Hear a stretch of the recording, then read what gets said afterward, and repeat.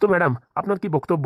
আপনার এই বক্তব্য শোনার জন্য আমি অনেক দূর থেকে পাড়ি দিয়েছি শুধুমাত্র আপনাদের এই ইন্টারভিউর জন্য। তাই দেরি না করে ঝপাঝপ করে বলে ফেলুন আর টপাটপ করে আমি এটা পাবলিক করে দিই। আমি হচ্ছে রিপোর্টার পাদন্তী।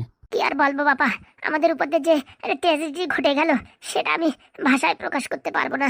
মানে কি ঘটে গেল যদি একটু খুলে বিস্তারিত বলতেন তাহলে দর্শকদের একটু জানতে সুবিধা হতো। কথা হচ্ছে গিয়ে আমার বিয়ে হয়েছে প্রায় এই বিগত 25 বছর। অনেক কষ্টের পরে একটা ছেলে হয়েছে। ছেলেটার নাম কিট্টু। বলছি ম্যাডাম, ছেলে কি আপনার একটা? হ্যাঁ, অনেক কষ্টের পরে একটা হয়েছে। আর বলবেন না, ওসব কথা ছাড়েন। যে জন্য আপনাকে ডাকা, আমার স্বামীর যে ভিডিওটা বাইরে এসেছে, সে বলেছে আমি নাকি তাকে এই কি নাট মানে কি কেমিক্যাল না কি হাবিজাবি খাইয়ে নাকি তার ব্রেন শর্ট করেছি। আমি হচ্ছে আনপড় মানুষ, ওই ক্লাস 2-3 অবধি পড়েছি, কোনো মতে নামটাম সই করতে পারি। আমি ওইসব কেমিক্যাল ফ্যামিক্যাল পাবো কোথায়? আর আমার স্বামীর একটু মাথায় একটু ক্র্যাক আছে। কই, এর আগে তো শুনিনি কোনোদিন। না মানে ওই রকম প্যারালাইসিস হয়ে যাওয়ার পরে আমার স্বামীর একটু ক্র্যাক আইছে। বিশেষ করে আপনি ডাক্তারবাবুর কাছে শোনেন। হ্যাঁ ডাক্তারবাবু, আপনার কি মতামত এই বিষয়ে? আসলে কথাটা হচ্ছে যে এই যে এমএলএ বাবুর যে রোগটা হয়েছিল এটা সারানো খুবই দুষ্কর, কিন্তু আমি অনেক রকম আয়ুর্বেদিক ওষুধ দিয়ে অনেক এক্সপেরিমেন্ট করে এই এমএলএ বাবুকে ঠিক করে তুলেছি। ঠিক করে তোলার পরেও ওনার মাথায় একটু ক্র্যাকের মতন আছে। ম্যাডাম যা বলছে একদম ঠিক কথা। ওনার মাঝে মাঝে মাথায় কি হয় উনি নিজেই বুঝতে পারে না। তা আপনার কাছে যে ট্রিটমেন্ট হয়েছে সেই ফাইলপত্রগুলো আপনি এই পাবলিকের সামনে শো করতে পারবেন? আরে শোনেন, আমি হচ্ছে ছোটোখাটো ডাক্তার, আর আমার কাছে ওইসব ফাইল হয় না। আমি ওই রুগী দেখে বুঝতে পারি কি হয়েছে কি না হয়েছে। তাই জড়িবুটি ওষুধ মানে এই গাছগাছালির ওষুধ বেটে ফেটে খাইয়ে আজকে এমএলএ বাবুকে এখানে দাঁড় করতে পেরেছি। অন্য কোনো ডাক্তার হলে দাঁড় করতে পারাতো না। এটা শুধু ওই আয়ুর্বেদিকের চমৎকার। তাই মাঝে মাঝে যে ব্রেন শর্ট হয়ে যাচ্ছে, তো এটা ঠিক হবে না। দেখেন হাত পায়েটা কাটা ঘা, তাই সময় লাগে সারতে। আর এই যে এত বড় একটা মানে বিমারির থেকে বাইরে আইছে, তা একটু সময় লাগবে না? তা ভালো কথা। তা বলছি এই এমএলএ বাবুর মানসিক চিন্তা ভাবনা এখন কেমন আছে? আপাতত এখন ঠিক আছে, কিন্তু মাঝে মাঝে ওনার এই বেশি টেনশনের কারণে অনেক রকম উল্টোপাল্টা কথা বলে ফেলে। সেদিন যেমন উল্টোপাল্টা কথা বলেছে সেরকমই বলে ফেলে। কিচ্ছু মনে করবেন না, উনি আসলে এসব কিছু বলতে চাননি, কিন্তু ওনার মুখ ফসকে বেরিয়ে গেছে। হ্যাঁ, আমি আমার স্বামীকে এত ভালোবাসি, আর আমার স্বামীকে আমি কেন শুধু শুধু এরকম করতে যাব? এইসব করেছে হচ্ছে আমার বৌমা, আমার ছেলের বউ। সে তার বাবাকে একদিন আমরা একটু 2-4 কথা শুনিয়েছি। সেই রাগেতে আমাকেও চেয়েছিল প্যারালাইসিসে ফেলিয়ে দিতে, কিন্তু আমি সেদিনের তরকারি খাইনি। ওই তরকারির সঙ্গে কি কেমিক্যাল না কি মিশাই দিছে, তার জন্য আর কি এই অবস্থা হয়েছে। আর আমার বৌমা আবার ওই অনেক পড়াশুনো করেছে, তো ওই সায়েন্স না কি বলে না, ওইসব নিয়ে পড়াশুনো করেছে। তার জন্য কেমিক্যালের বিষয়ে অনেক জ্ঞান ধারণা আছে। আমি বাবু মুখ্য সূক্ষ্ম মানুষ। ওই আমি কেরোসিন তেল চিনি আর নারকেল তেল চিনি আর সর্ষের তেল চিনি, তার থেকে বেশি আর কেমিক্যাল কি হয় আমি তো জানি না। বলছি ম্যাডাম, ওগুলো তেল আর কেমিক্যাল অন্য জাতীয় জিনিস হয়। ওই তো বাপু, আমি তো কিচ্ছু জানি না, শুধু শুধু আমার নামে এরকম একটা বদনাম ছড়ালো। ওই সবাই নারকেল বেগমের কাজ। দেখেন ম্যাডাম, এখানে অন্য পার্টির নাম উল্লেখ করে কথা বলাটা ঠিক হবে না। যেটা সত্যি সেটাই বললাম, এখন তোমার যা ইচ্ছা তাই করো। বলছি এমএলএ বাবু, আপনি এ বিষয়ে কিছু বলবেন? আমি আর কি বলবো, সবাই তো বলেই দিল। মাঝে মাঝে মাথাটা কিরকম ঝিন করে ওঠে, মনে হয় কি ওই যে মৌমাছি কামড়ালে যেরকম ঝিন করে ওঠে সেরকম ঝিন করে ওঠে। তারপরে কিছু সময় অবধি আমি কিচ্ছু মনে রাখতে পারি না, কিচ্ছু বলতে পারি না। সেদিনকে কি করে কি এসব উল্টোপাল্টা কথা আমার মুখ দিয়ে বের করালো, কে যে বের করালো সেটা আমি বুঝতে পারলাম না। বলছি এমএলএ বাবু, আপনি যে এতদিন মানে অজানা জায়গায় ছিলেন, কোথায় লুকিয়েছিলেন? লুকিয়েছিলাম না, ডাক্তারবাবুর কাছেই আশ্রয় নিয়েছিলাম। তা আমি তো শুনেছি নাকি পুলিশ সব জায়গায় খোঁজাখুঁজি করছে আপনাকে। তো ওই ডাক্তারবাবুর কাছে খোঁজাখুঁজি করেনি? সেটা আমি বলতে পারবো না, সেটা ডাক্তারবাবুর কাছে শোনেন। বলছি ডাক্তারবাবু, আপনার কাছে খুঁজতে যায়নি? বললাম না, আমি হচ্ছে মুখ্য সূক্ষ্ম মানুষ, আমার কাছে আর কি খুঁজতে যাবে? আমি তো এখানে ওখানে ঘুরেই বেড়াই, জনে জঙ্গলে বনে ছনে, যেখানে আর কি ওই জড়িবুটি আয়ুর্বেদিক ওষুধ পাওয়া যায় সেখান দিয়ে ঘুরে বেড়াই। আমি তো বাড়ি থাকি না তো। এবার আপনার বিশ্বাস হয়েছে তো? এই কথাগুলো সব মানুষের কাছে ছড়িয়ে ছিটিয়ে দিন, যাতে সবাই আমাকে ভুল বুঝেছিল সেই ভুল বোঝাটা ভেঙে যায় এবং সবাই আমাকে আবার অনেক ভোটে দিয়ে আমাকে জয়ী করে। হ্যাঁ ম্যাডাম, সেই কথাগুলো তো আমি দর্শক বিন্দুদেরকে যে বলবো, কিন্তু আপনার আর কোনো বক্তব্য আছে? যদি আমি এমএলএ হতে পারি, এই গ্রামে গ্রামে প্রত্যেক বাড়িতে আমি কারেন্ট পৌঁছে দেব। প্রত্যেক বাড়িতে আর হেরিকেন জ্বলবে না, জ্বলবে সোলার লাইট। এই গ্রাম অঞ্চলে এখানে কোনো অন্যায় অবিচার কিচ্ছু হবে না। যতদিন আমি বেঁচে আছি, হ্যাঁ, যা হবে সব আমার উপর দিয়ে যাবে। কথা দিলাম, আমাকে একবার সুযোগ করে দিন, দেখিন আমি এই পৃথিবীর বুকে একদম ক্রান্তিকারী এনে দেব। সবাই আমাকে অনেক পছন্দ করবে এবং ভালোবাসবে। এমন এমন কাজ করব যা পৃথিবীর বুকে আজ পর্যন্ত কেউ কোনোদিন ভাবতে পারেনি। বলছি ম্যাম, কিরকম একটু বললে ভালো হতো। প্রত্যেক মানুষে একটা করে বাড়ি দেবো, প্রত্যেক মানুষে একটা করে মোটর সাইকেল দেবো, আর যারা চালাতে পারে না মোটর সাইকেল তাদেরকে সাইকেল দেবো। বুঝতে পেরেছো? বলছি ম্যাডাম, একটা করে মোটরসাইকেল দেবেন? ইচ্ছা তো ছিল একটা করে ট্রেন দেওয়ার, কিন্তু ট্রেন তো আর চালাতে পারবে না, তার জন্য একটা করে মোটর সাইকেল দেবো। সত্যি ম্যাডাম, আপনি যে কথাগুলো বলছেন এগুলো রাখবেন তো?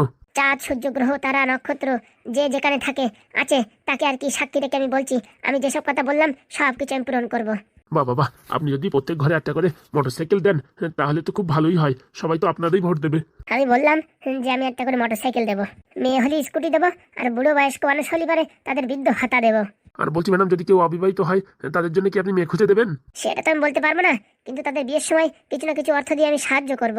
বাবা, আপনার চিন্তাধারা খুবই গুরুত্বপূর্ণভাবে আমি প্রকাশিত করছি, আর আপনার যাতে এই ভোটে বিপুল ভোটে জয়ী হন সেই ব্যবস্থা আমি করছি ম্যাডাম। ঠিক আছে ম্যাডাম, তাহলে আমি এখন ঝপাঝপ করে যাই, আর এইগুলো ঝপাঝপ করে আমি একটু ওই পোস্ট করে দিই। হ্যাঁ আচ্ছা, আপনাকে অনেক অনেক ধন্যবাদ। আপনি এই বিপদের দিনে আমাদের পাশে এসে দাঁড়িয়েছেন, তাই আপনাকে অসংখ্য অসংখ্য ধন্যবাদ। আমি যদি ভোটে জিততে পারি না, তাহলে আপনাকে একটা আইফোন 15 প্লাস ম্যাক্স প্রো দেবো।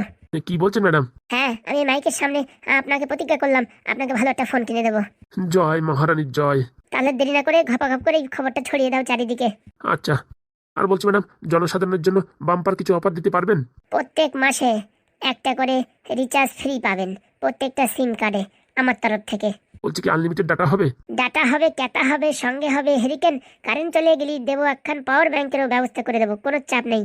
রাত দিন শুধু মোবাইল দেখবা, কোনো রকম অসুবিধা নেই, সে ব্যবস্থা আমি করবো, আজকের থেকে কথা দিলাম।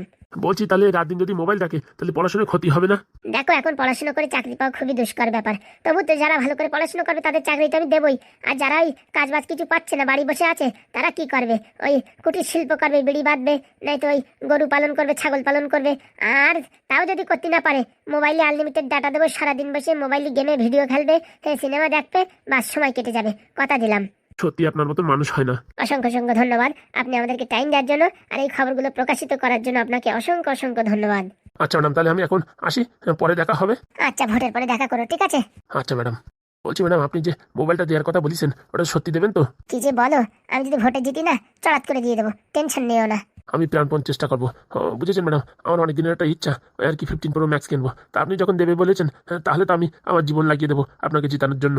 অসংখ্য অসংখ্য ধন্যবাদ। আর আপনি চিন্তা করবেন না, এই খবরটাকে এমনভাবে প্রকাশিত করব যে 99% মানুষ আপনাকেই ভোট দেবে। তাহলে দেরি কেন? যাও যাও, খবরটা ছড়িয়ে ছিটিয়ে দাও। এই তো ম্যাডাম, এই একটু সময়ের অপেক্ষা। আচ্ছা, তাহলে ভাই কটকটি আসি। ভালো থাকবেন। আরে এখন তো তোমাদের সাথে দেখা হতেই থাকবে। আমি যখন এই কেসটা হাতে নিয়েছি তখন আমি আর তোমাদের ছাড়ছি না। ঠিক আছে। বলছি ম্যাডাম, কেমন বুদ্ধি হলো? খুব ভালো গো কটকটি, খুব ভালো। বলছি ডাক্তারবাবু, আপনি কথা বলতে গিয়ে ওরকম জড়িয়ে যাচ্ছিল কেন? আরে বাবা, এমনি মিথ্যে কথা বলা আর মাইকের সামনে মিথ্যে কথা বলা অনেক পার্থক্য। এই দেখেন না, এই যে আমাদের এমএলএ বাবুর অবস্থা কিরকম হয়ে গেছে, একদম কিসমিসের মতন শুকিয়ে গেছে। হ্যাঁ, এখন তো শুকাই যাবে। আর ওইসব কথা যখন বলিছে তখন দাঁত কেলাই কেলাই বলিছে, আর এখন এখন ভালো কথা বলতে গেছে না, এখন একদম মাড়ির ভিতরে দাঁত ঢুকে গেছে। আর গিন্নি, ক্যামেরার সামনে মিথ্যে কথা বলা আর এমনি মিথ্যে কথা বলা অনেক পার্থক্য। সন্ধে এমএলএ বলে দিচ্ছি, যদি কোনো কারণে তোর জন্য যদি আমি হারি, তাহলে মনে রাখবি তোর অবস্থা একদম ওই গোষ্ঠীর পিন্ডি চটকানোর কাজ করে দেবো আমি, মনে রাখিস। বলছি ম্যাডাম, আমি কিরকম কি অভিনয় করলাম? ভালো করিস, কিন্তু আর একটু প্র্যাকটিস করার দরকার ছিল। আপনি এরকম ঝপাত করে ডাকি নিয়ে আসলি, আর প্র্যাকটিস কি করে করবো বলুন? আর মেইন কথা, ওই ক্যামেরার সামনে না আমারও ভয় করে। কই, আমি তো ভয় পাইনি, আমি তো নর্মাল ভাবে বলেছি। বলছি কি ম্যাডাম, আপনার ভিতরে এমএলএ ভাব আগের থেকেই আছে, তাই আপনার ওইসব ভয়টাই লাগে না। বলছি ম্যাডাম, শুধু শুধু সময় নষ্ট না করে একটুখানি প্রচারের দিকে লাগলে হতো না? বলছি এখন কি করে প্রচার হবে? কালকেই তো ভোট, এখন তার প্রচার করতে দেবে না। কলে বলে কৌশলে গোপনে এইভাবে প্রচারিতেই তো ভোট মানুষ দেয়, সেটা কি করে? বলছি ম্যাডাম, আপনি একটা নাইটি পরুন আর মাথায় একটা ঘুমটা নেন, তারপরে এক এক বাড়ি গিয়ে গিয়ে এই হাতে কিছু জলখাবারের টাকা আর একটু ভালো করে বলবেন যে এই অধমকে দেখবেন, যদি আমাকে দেখেন তাহলে জীবনে হবে পরিবর্তন এবং সবকিছু হবে ভালো। ঘরে থাকবে না টাকার অভাব, আর বর মারবে না কখনো বউরে, কারণ কি আমি থাকবো তার প্রতিবাদে। এইসব কথাবার্তা বলিয়ে মোটামুটি মানুষের মনটা জয় করতে হবে ম্যাডাম, তাই দেরি না করে এখন থেকে কাজে লেগে পড়তে হবে। বলছি সত্যি কটকটি, তোমার মাথায় যে বুদ্ধি না, আর কি বলবো। খালি বুদ্ধি বন্ধুর আমার 3.5 কিলো বুদ্ধি। পরে কথা হবে ডাক্তারবাবু, এখন আপনি আসেন আর আপনার প্রাপ্য টাকা আপনি পেয়ে যাবেন। বলছি আজকে বিকেলে দিলি হতো না? আমার বহুর জন্য ভাবিছি আবার একটা শাড়ি চুড়ি গয়নাঘাটি কিনে নিয়ে যাব। একটা দিনেরই ব্যাপার, কালকে যদি ম্যাডাম জিতে যায় সুসংবাদে তোমারে আরো কিছু টাকা দেওয়া হবে এক্সট্রা। ঠিক আছে, তাহলে কালকেই যাবো বাজার করতে। আসি ম্যাডাম। আচ্ছা। এমএলএ বাবু আসি, সময় মতন ওষুধগুলো খেয়ে নেবেন। আচ্ছা। বলছি ক্যামেরার সামনে তো করো কিসের জন্য? হ্যাঁ, আমি তো বুঝি না। ওই তো ভয় লাগে তাই। পুরামুখো মিনছে, আগের থেকে 5 বছর এমএলএ রয়েছে, তার এখন ভয় করে। আর আমি তো প্রথমবার আইছি, হ্যাঁ, এখনো হইও নাই, তাই ক্যামেরার সামনে কেমন তরতর তরতর করে কথা বলি। বলছি কি তোমার ট্যালেন্ট অন্যরকম, আর মেয়ে মানুষের লজ্জা শরম একটু কমই থাকে। কি বললি? আমি লজ্জাহীন মানুষ তাই এই কথা বললি তুই? আরে বাবা, আমি ও কথা বলতে চাইনি, বলছি পুরুষ মানুষ যেমন একটা কথা বলতে গেলে লজ্জা পায়, কিন্তু মেয়ে ছেলে মানুষ লজ্জা পায় না, সেই কথা বলছি। সেই কথার মানে তাহলে কি হলো? হ্যাঁ, আমি মানে লজ্জাহীন মানে আমার কোনো লজ্জা শরম নেই, বিহায়ের মতন ঘুরে বেড়াই, সেই কথা বলছিস? আরে গিন্নি, শুধু শুধু তুমি ঝগড়া করছো, এসব কথা বাদ দাও তো। এখন এসব কথা বাদ দাও তো। যদি আমার ভোটের কোনো অসুবিধা হয় না, তখন দেখবি তোর কপালে দুঃখ আছে। এই দেখো, মালদ্বীপারে এখন একটা পাথর দিয়ে মাথা ফাটাই দাও, ওই সকাল বিকালে ওইরকম ভাবে ধমকি দিও না, তোমার এই ধমকির চোটে না আমার গলাতে ভাত নামে না। ভাত নামে না তাহলে হাড়ির ভাত খালি খালি ফুরে যাচ্ছে। সেটা আমি কি করে বলবো? পোড়ামুখো কালকে উঠে বুড়ো হাবি যাবি কথা বলে দিলি হয়ে গেল না? বলছি গিন্নি, শুধু শুধু খাবড়াইও না, এমনিতে পেটের ভিতর গ্যাস হয়ে গেছে। উচিত কথা বললি গ্যাস হয়ে যায়। হয়েছে, ডাকলি কেন? বলছি বাবা, তোমার সাথে একটু দরকার ছিল। আমার সঙ্গে আবার কি দরকার? ওই আর কি, তোমার বৌমা একটা কথা বলিছে তোমারে, সেই কথা আর কি বলবো বলে আইছিলাম। ও বৌমা বলিছে? তা কি বলিছে বলে ফেলে তো দেখি। টাকা পয়সার কথা বলেছে নিশ্চয়ই। হ্যাঁ হ্যাঁ বাবা, টাকা পয়সার কথাই বলেছে, কিন্তু ওই একটু অন্যভাবে। আরে তা আনিসিস তো? বললাম তো আমি তোরে, যেভাবেই টাকা দিক সেইভাবেই চলবে। ওই মাসগুলি টাকা দিলেও চলবে, এক কাটটা টাকা দিলেও চলবে। বলছি ওই টাকাটা পাওয়ার জন্য কিছু টাকা খরচা করতে হবে। মানে ঠিক বুঝলাম না। মানে তোমার বৌমার এখনো ডিভোর্স হয়নি তো, আর ওই কেসটা ওইভাবে ঝুলিয়ে রাখার জন্য ওই উকিলবাবু কিছু টাকা চাইছে।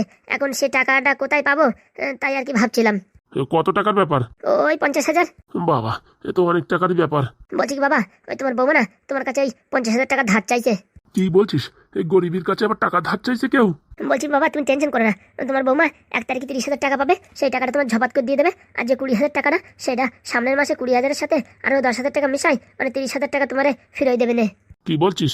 বৌমার কাছ থেকে কি ওইভাবে 10,000 টাকা নেওয়া যায়? তোমার নেওয়ার দরকার নেই, ওই বৌমা দিলেই হবে। বৌমার টাকাটা নিয়ে কি ঠিক হবে? যদি আপনি না নেন তাহলে আমরা তো আছি ঠাকুর পরা। ফাজলামো করো নাকি? হ্যাঁ না কাকু, পাঁচমি কেন করবো? ওই তোমাদের ভালোর জন্যই বলছিলাম। হ্যাঁ, উকিলবাবু সবকিছু রেডি করে ফেলেছে, ফর্ম টম, এখন টাকাটা জমা দিলেই কাজ হয়ে যায়। হ্যাঁ হ্যাঁ বাবা, এখন টাকাটা তুমি যদি দিয়ে দাও তাহলেই হয়ে যায়। এতগুলো টাকা এখন আমি কোথায় পাবো? বলছি কি, টাকার ব্যবস্থা হয়ে যাবে, আপনি দেবেন কি না সেটা বলেন।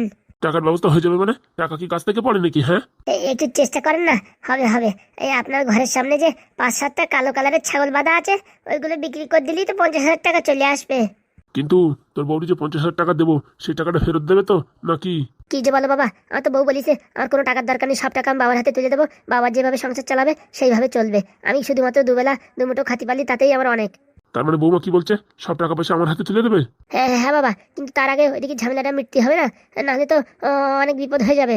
তুই চাপ নিস না, যত টাকা লাগে আমি দেওয়ার জন্য রেডি। তুই লোকজন গোছা কাজবাজ করার জন্য। লোকজন তো ভরা, এখন তুমি খালি কাজবাজ স্টার্ট করলেই হবে। চিন্তা করিস না, কালকের ভিতরে আমি তোর টাকাগুলো এনে দেবো, ঠিক আছে? বলছি বাবা, টাকাগুলো আজকে বিকেলে দিলেই ভালো হতো। আরে বাবা, গরু ছাগল বিক্রি করবো তারপর না টাকা দেবো? মুখের কথা নাকি? বললি কি হয় নাকি? যা করো তাড়াতাড়ি করো, হাতের সময় কম। আরে সে টাকার ব্যবস্থা করে দেবো, কিন্তু বৌমা কি বলছে? হ্যাঁ, টাকা পয়সা ফেরত দেবে তো?